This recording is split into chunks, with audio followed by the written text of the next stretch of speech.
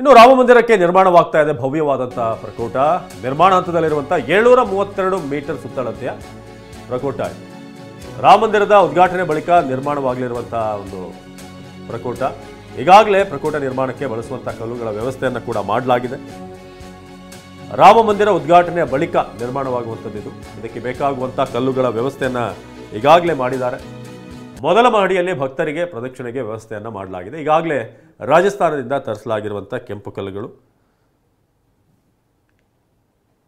ಇದು ನಿರ್ಮಾಣ ಹಂತದಲ್ಲಿರುವಂಥ 732 ಸುತ್ತಳತೆಯ ಸುಮಾರು 600 kgಯಷ್ಟು ಅಲ್ಲಿ ನಿರ್ಮಾಣ ಆಗುತ್ತೆ ಅನ್ನೋದು. ರಾಮ ಮಂದಿರ ಉದ್ಘಾಟನೆ ಮುಂಚೆ ಈಗಾಗಲೇ ಕಲ್ಲುಗಳನ್ನು ತಂದಿಡಲಾಗಿದೆ. ನಮ್ಮ ಪ್ರತಿನಿಧಿ ಹರೀಶ್ ಈ ಬಗ್ಗೆ ಹೆಚ್ಚಿನ ಮಾಹಿತಿಯನ್ನು ನೀಡ್ತಾರೆ ಪ್ರತ್ಯಕ್ಷ ವರದಿಯಲ್ಲಿ. ಮಂದಿರಕ್ಕೆ ಪ್ರಕೋಟ ಅನ್ನುವಂತಹದ್ದು ಬಹಳಷ್ಟು ಮುಖ್ಯ. ರಾಮ ಮಂದಿರಕ್ಕೂ ಕೂಡ ಒಂದು ಭವ್ಯವಾದ ಪ್ರಕೋಟವನ್ನ ನಿರ್ಮಾಣ ಮಾಡಲಾಗ್ತಿದೆ. ಮುಖ್ಯವಾಗಿ ಉತ್ತರ ಭಾರತದ ದೇವಾಲಯಗಳಲ್ಲಿ ಪ್ರಕೋಟವನ್ನು ನಾವು ಕಾಣೋದಿಲ್ಲ. ಆದರೆ ದಕ್ಷಿಣ ಭಾರತದ ಬಹುತೇಕ ದೇವಾಲಯಗಳಲ್ಲಿ ನಾವು ಪ್ರಕೋಟವನ್ನು ಕಾಣ್ತೀವಿ. ಪ್ರಕೋಟ ಅಂತಂದರೆ ಒಂದು ದೇವಾಲಯದ ಸುತ್ತ ಇರ್ತಕ್ಕಂತಹ ಒಂದು ದೊಡ್ಡದಾದ ರೀತಿಯಾದಂಥ ಒಂದು ಕಾಂಪೌಂಡ್, ಮತ್ತು ಅದನ್ನು ಬೇರೆ ಬೇರೆ ಕೆಲಸಗಳಿಗೂ ಕೂಡ ಆ ಪ್ರಕೋಟವನ್ನು ಬಳಸ್ಬೋದು. ಹೀಗಾಗಿ ರಾಮ ಮಂದಿರ ನಿರ್ಮಾಣ ಕೆಲಸದಲ್ಲೂ ಕೂಡ ಒಂದು ಪ್ರಕೋಟವನ್ನು ನಿರ್ಮಾಣ ಮಾಡಲಾಗ್ತಿದೆ. ಅದು ಅತ್ಯಂತ ದೊಡ್ಡದಾದಂತಹ ಪ್ರಕೋಟ. 732 ಮೀಟರ್ ಉದ್ದ ಇರತಕ್ಕಂತಹ ಪ್ರಕೋಟ ನಿರ್ಮಾಣ ಆಗ್ತಾ ಇದೆ. ನೋಡ್ತಾ ಇರ್ಬೋದು. ಇದೇ ಪ್ರಕೋಟವನ್ನು ನಿರ್ಮಾಣ ಮಾಡಲಿಕ್ಕೆ ಸಿದ್ಧತೆಗಳು ನಡೀತಾ ಇದೆ.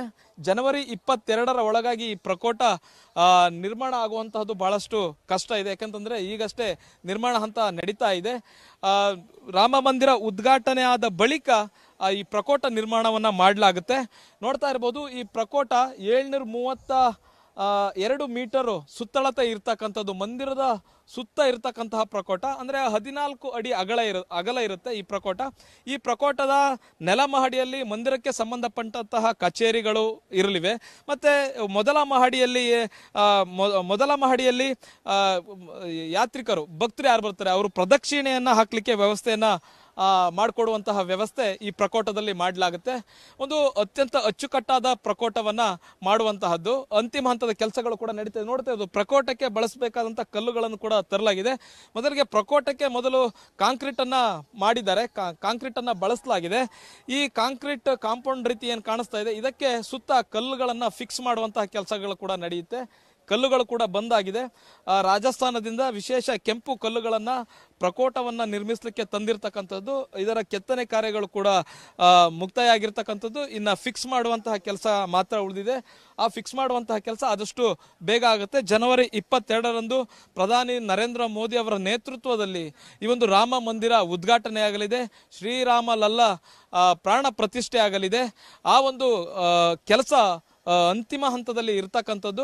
ಬಹುತೇಕ ಈ ಕೆಲಸಗಳು ಅಂತಿಮ ಹಂತದಲ್ಲಿವೆ ಮತ್ತು ಯುದ್ಧೋಪಾದಿಯಲ್ಲಿ ಕೆಲಸಗಳು ನಡೀತಾ ಇದೆ. ಸಾವಿರಾರು ಕೆಲಸಗಾರರು, ಕಾರ್ಮಿಕರು ಇಲ್ಲಿ ಕೆಲಸವನ್ನು ಮಾಡ್ತಿರ್ತಕ್ಕಂಥದ್ದು. 100 ಯಂತ್ರಗಳ ಮೂಲಕ ಈಗ ಕೆಲಸ ಆಗ್ತಾ ಇದೆ.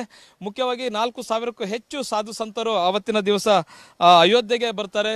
ಅವರಿಗೆ ಸಂಪೂರ್ಣವಾದ ವ್ಯವಸ್ಥೆಯನ್ನು ಮಾಡಬೇಕಾಗುತ್ತೆ. ಮತ್ತು ವಿಶೇಷ ಗಣ್ಯರು ಕೂಡ ಬರ್ತಾರೆ, ಅವರಿಗೂ ಕೂಡ ವ್ಯವಸ್ಥೆಯನ್ನು ಮಾಡಬೇಕಾಗುತ್ತೆ. ಇನ್ನೂ ಮುಖ್ಯವಾಗಿ ಆವತ್ತಿನ ದಿವಸ ಯಾವುದೇ ಸಾರ್ವಜನಿಕರಿಗೆ ಅವಕಾಶ ಇಲ್ಲ. ಬಂದು ರಾಮ ದರ್ಶನ ಮಾಡೋಕ್ಕಾಗಿರಬಹುದು ಅಥವಾ ಅಯೋಧ್ಯೆ ರಾಮ ಜನ್ಮ ಭೂಮಿಗೆ ಬರಬೇಕು, ಆವತ್ತಿನ ಕ್ಷಣಕ್ಕೆ ಬಂದು ಆ ಒಂದು ಸಂದರ್ಭದಲ್ಲಿ ಭಾಗಿಯಾಗಬೇಕು ಅಂತಂದರೆ ಸಾರ್ವಜನಿಕರಿಗೆ ಅವಕಾಶ ಇಲ್ಲ.